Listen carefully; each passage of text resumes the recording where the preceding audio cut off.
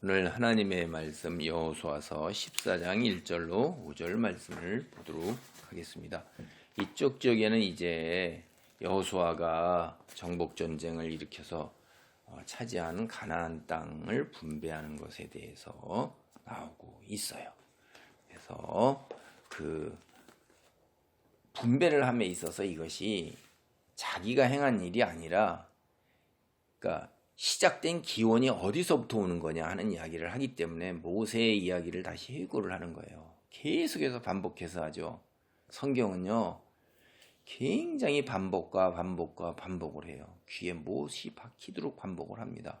그런데도 우리는 미련하고 무지해서 눈이 감겨서 그 사실을 보고 듣고 깨닫지를 못하는 경우가 많고, 보고 듣고 깨달아도 그것을 행함으로 옮기지 못하는 경우가 많아요. 또 행함으로 옮긴다 할지라도 자주 어둠의 세력들에 우리를 틈타고 들어오는 것에 의해서 실패하고 넘어지는 경우가 많습니다.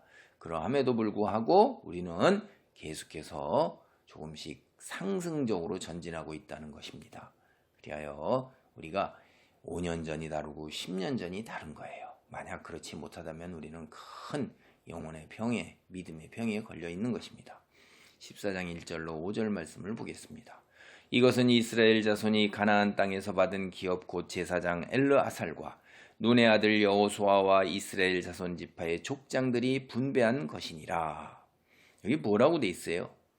이제 땅을 분배를 하는데 가나안 땅에서 받은 기업은 땅이라고 그랬어요. 여기서는 땅이에요. 먹고 살 생계를 유지하는, 그다음에 우리의 삶을 이어가는 토대가 되는 것이니까 이스라엘 자손이 땅을 분배받을 때 누가 나오냐면 제사장 엘르아살이 나와요. 그 다음에 이제 눈의 아들 여호수아를 지도자로 해서 나갔으니까 여호수아가 땅 분배하는데 당연한 거잖아요. 그런데 제사장 엘르아살이 나와요. 그리고 이스라엘 자손 지파의 족장들이 나옵니다. 이게 도대체 무슨 말입니까? 처음에 땅을 분배할 때 여호수아 혼자서 지도자로 이끌었으니까 여호수아 혼자서 해야 될 것 같은데 그러지 아니하잖아요. 우리가 이 말에 대해서 성경을 한번 살펴보겠습니다. 민수기 34장 17절, 18절, 9절을 봅니다. 너희에게 땅을 기업으로 나눌 자의 이름은 이러하니 제사장 엘르아살과 눈의 아들 여호수아니라. 너희는 또 기업의 땅을 나누기 위하여 각 지파의 한 지휘관씩 택하라. 그 사람들의 이름은 이러하니 유다 지파에서는 그래서 이미 이 모세가 땅을 나눌 때 하나님이 어떻게 말씀을 하셨어요? 엘르아살, 눈의 아들 여호수아, 이스라엘 자손 지파의 족장 대표 한 사람, 지휘관 족장이잖아요. 이제 군대니까 지휘관이라는 말이나 족장이 지휘관이에요. 가장 높은 그 지파에 그렇게 나누도록 했어요. 하나님께서 그렇게 말씀하셨다 이 말이에요. 여러분 이거 하나님 말씀을 순종하고 있는 거죠. 믿음으로 순종하고 있는 거예요. 이미 앞서서 하신 하나님 말씀을 그대로 순종하고 있는 것입니다. 그 다음에 여러분 제사장 엘르아살이 먼저 나오죠. 땅을 분배하는 일이 무슨 일이라는 거예요? 제사장이 관여하는 종교적인 일이라는 거예요. 종교는 하나님과 연관되어 있는 거예요. 이게 하나님께서 하시는 일이라는 거예요. 정복 전쟁도 하나님께서 하셨죠. 땅을 분배하는 일에도 하나님이 함께 하신다 이 말입니다.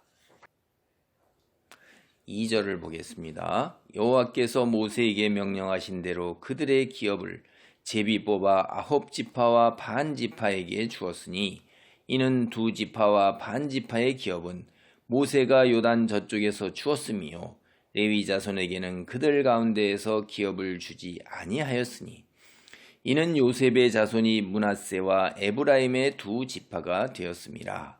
이 땅에서 레위 사람에게 아무 분깃도 주지 아니하고 다만 거주할 성읍들과 가축과 제산을 위한 목초지만 주었으니 이스라엘 자손이 여호와께서 모세에게 명령하신 것과 같이 행하여 그 땅을 나누었더라.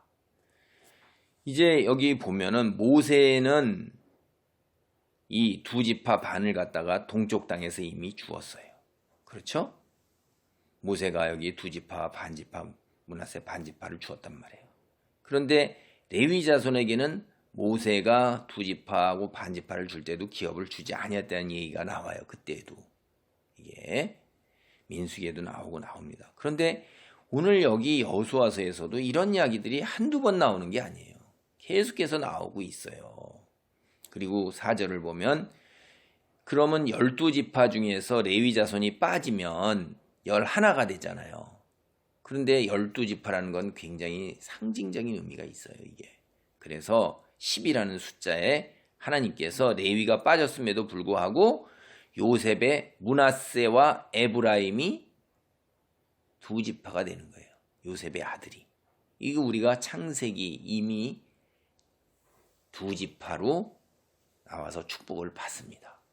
그러니까 12지파가 땅을 나누어 가진 거예요. 그럼 레위 지파는 어떻게 했느냐? 그들에게도 목초지는 주어졌어요. 거주할 성읍이 있고. 왜냐하면 그 하나님께 번제물을 끌고 들어가고 11조를 바칠 때 그때 곡식도 있고 가축의 11조도 바치면 그걸 다 잡아서 제사 드리지는 못하잖아요. 11조를 드리고 그러는 것들은 창고에다가 곡식은 갖다 드리고 가축들은 갖다가 필요할 때 쓰기 위해서 그동안 살아있어야 되니까 그래서 목초지를 준 겁니다. 땅을 분배한 게 아니에요. 농사질 땅, 유목할 땅을 준 게 아니라 그 11조로 들여오는 헌물 중에서 가축들을 먹일 그런 정도의 목초지만 준 것입니다. 그래서 이 모든 것이 다 어떤 거예요? 이스라엘 자손이 하나님께서 모세에게 명령하신 대로 순종하였다 하는 거예요. 그리고 이제 우리 하나 여기 보면 2절에서 기업을 제비 뽑아 이렇게 나와요. 이게 이제 우리가 받아들이기가 굉장히 어려운 말입니다. 저도 오늘날 우리 교회 안에서 제비를 뽑아서 장로를 세우고 이래야 한다 하는 거를 주장하는 건 아니에요. 그런데 우리가 투표해 가지고서 장로를 선출하는 것이 민주주의 사회에서 행하는 투표로 행해서 어떤 그 선출직 같이 하는 것을 그대로 두려워서 하는 것인데 이것이 과연 성경적인가 하는 것은 한번 생각은 해봐야 된다는 거예요. 왜 그러냐 하면 교회 안에서 투표로 당선이 된다 하는 것은 그것은 자칫하면 인기와 얼굴이 많이 알려져 있는 사람에 의해서 좌우되는 것입니다. 제가 우리나라에서 딱 가면 거의 손꼽는 교회 같은데 듣는 분이 장로직에 나갔어요. 그래서 떨어졌어요.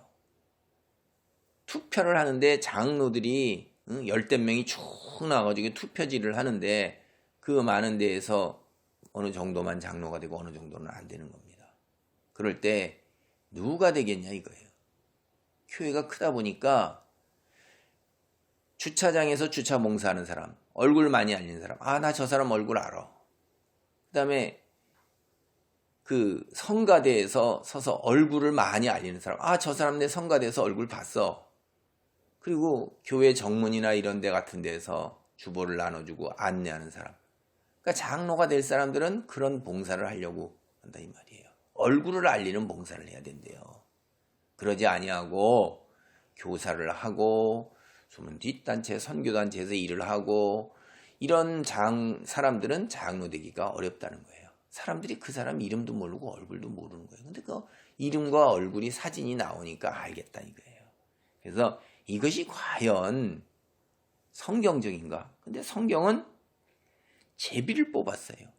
여러분 이게 우리가 생각하는 복권처럼 추첨해가지고 확률에 의해서 되는 거다. 제비 뽑을 게 이렇게 그렇게 생각하시면 안 돼요. 그거하고는 전혀 다른 것입니다. 왜 그러냐 하면 여기 본문을 보세요.